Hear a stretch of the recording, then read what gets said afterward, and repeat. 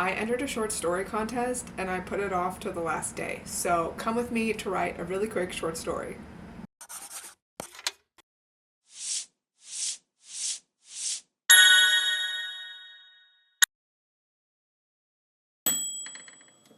So I discovered Writing Battle a couple weeks ago. Essentially, it's a website and a community where they host monthly short story contests where you can actually win some decent money. And their format is really interesting because you pick a class and it's essentially like exactly like a D&D class. So there's cleric, there's wizard, there's rogue, there's blah blah blah blah blah. And each one correlates to like a different type of genre fiction, I would say. So if I remember correctly, rogue is like thriller and heists, and bard is like more emotional stories. I think I chose wizard for mine, which was fantasy, because I'm on a fantasy kick. And but then the really interesting part is when the contest happens, you get 3 tarot cards that are specific to Writing Battle, and on their website it shows you what cards you got randomly. There's a genre card, there's a character card, and there's an object card, and it allows you to redraw a couple times. But the ones that I got and I like locked in for this contest were cryptid fiction as my genre, a beekeeper as my character, and the only card I redrawed a couple times was my object, and the one I ended up with was Rose. So, now it's time to actually sit down and write this story that I've been putting off for 4 days. But I have a pretty good idea of like what I want to happen. I've been thinking about it a little bit. Now I just have to like pull it off. And I think the hardest thing for me is you have to write, at least specific to like this contest I'm doing right now, it has to be between 500 and 1,000 words, which for me is so hard because I'm so long-winded. I just I want to write and write and write and write and like never get to the point. So this is gonna be interesting. Um, I'm just gonna how I do all my short stories, like the ones I publish on my website for free. I just write in one session in one go. I don't do any like huge plot rewrites or anything. Like it's like a flash short story, I guess. It's like one shot go. I don't let myself like go redo it. I like spell check it and stuff like that, but it's just kind of like whatever my brain sparks with then is what I go with. So, I'm going to like hash it out really quick and then come back and read you guys what I wrote and then enter it into the contest. Exciting, scary, who cares? Let's just do it.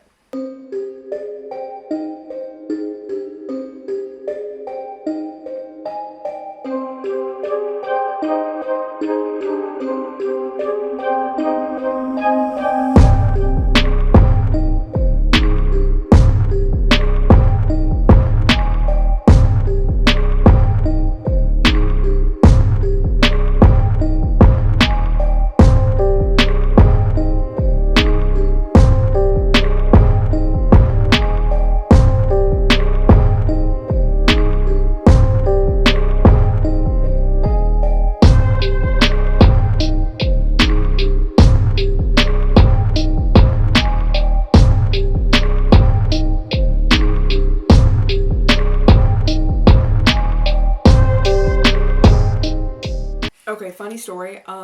I've been writing for like almost 2 hours. I finished and I proofread it and everything, but I am 19 words over. I'm at 1,019 words, and now I need to go through and like cut some fluff and make this fine. Ugh. See, I'm so long-winded. It was so funny because I was like 3 paragraphs into it and I was only at like 300, 400 words, and I was like, oh my gosh, how am I ever going to make this long enough? And now I'm like, it's too long. Fuck. So I'm going to go through this, tweak it a little, and then I'm going to come back and read it to you guys before I submit it. But by the time you see this video, I've already submitted it. But anyways, here we go.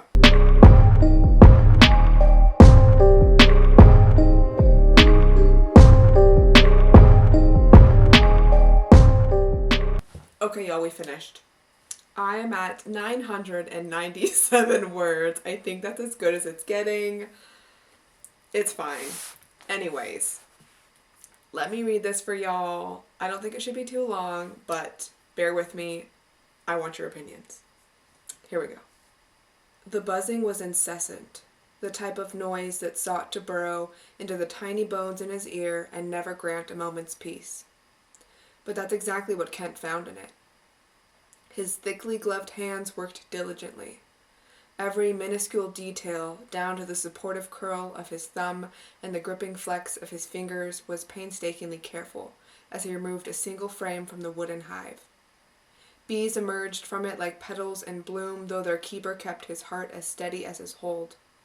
The world narrowed to a ceaseless drone in his head and the sweat that trickled underneath his bee suit. And Kent was happy. He grinned a wide grin, and as he tended to his tenants, the sun shone hot and dependable. The afternoon passed as it always did, and routine had Kent quickly stripping off his smock to head to the garden. As the sun settled into its western cradle, his labor of love was evident in every breath spring took. A soft breeze drifted with the perfume of rose and hyacinth. Bees flitted about, their fuzzy bodies collecting pollen before ambling toward the next bloom. As the keeper stood among the small plot of flowers, the hushed hum of nature filled him with pride. He couldn't resist the urge to bask in his boon, so Kent reached a hand out to the closest rosebush and lowered a loving finger. A prick! 2 beads of blood on skin, growing thick and fat like blackberries. Kent chuckled to himself, chastising the small error, but as he lifted his thumb to suck it clean, the blood tumbled from his flesh. 1 plop, then 2. The earth soaked it up like a sponge, greedy and eager. Not a stain of red lingered amidst the black dirt. Kent continued his wandering, entranced in the buzz of bees and the fragrant blooms of spring. Days passed. Kent forgot, but the earth remembered. Another afternoon led Kent to the garden, a piece of honeycomb sticky on his fingers and smudged in the corner of his mouth. 2 hummingbirds danced around the red, arching flowers of bleeding hearts. Snapdragons bobbed their many heads amidst the trailing breeze, and purple violas beamed brightly with tiny yellow faces. The keeper basked in it all, head held high as a gentle melody fell from his lips.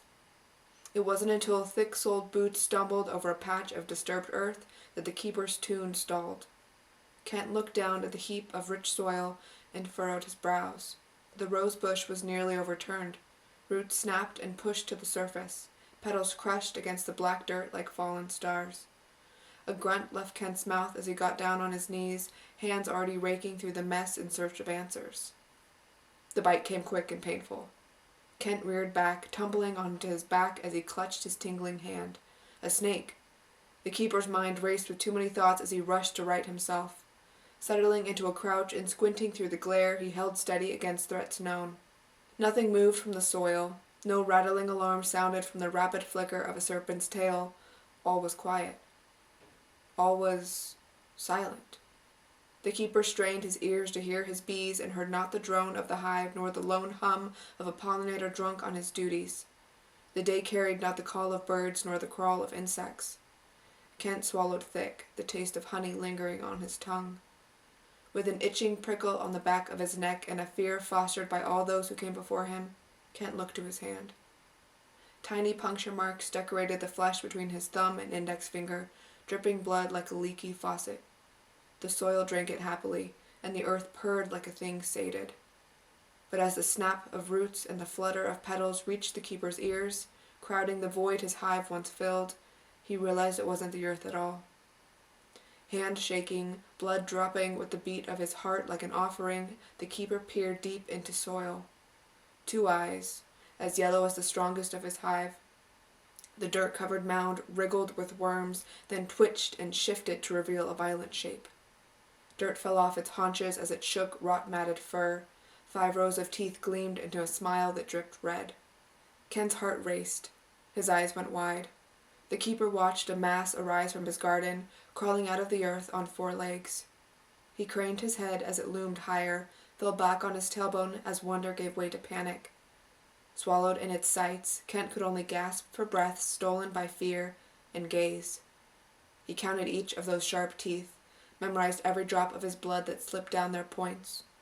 That deathly maw opened wide and filled the keeper's nostrils with stenches born of the earth. But there were no roses, no hyacinths. There was only black fur caked with rot, perfumed with death. The creature canted its head, appraised Kent with pollen yellow eyes, and loosed a chuffing laugh. Its shadow grew heavy, blotting out the sun. The keeper closed his eyes, and all at once he heard the buzzing of bees.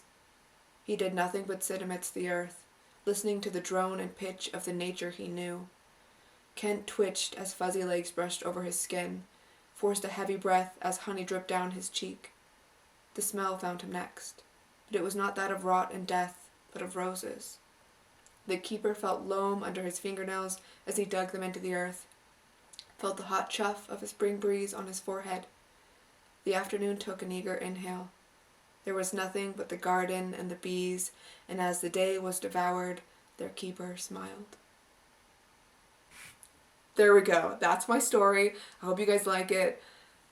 Kind of nervous submitting it. I've never entered a short story contest before. Never entered a writing contest. So we're gonna see it either not place at all or I'll be surprised. But I don't know. Here we go. I'm gonna submit it. That's all today's video. Yeah. Fuck yeah. Happy writing. Oh, and if you like this and want more short stories, I have a ton of them for free on my website, angiegatiss.com. There's a little short story tab. You can go read them all. They're separated into different genres. They're a good time. So yeah, go do that.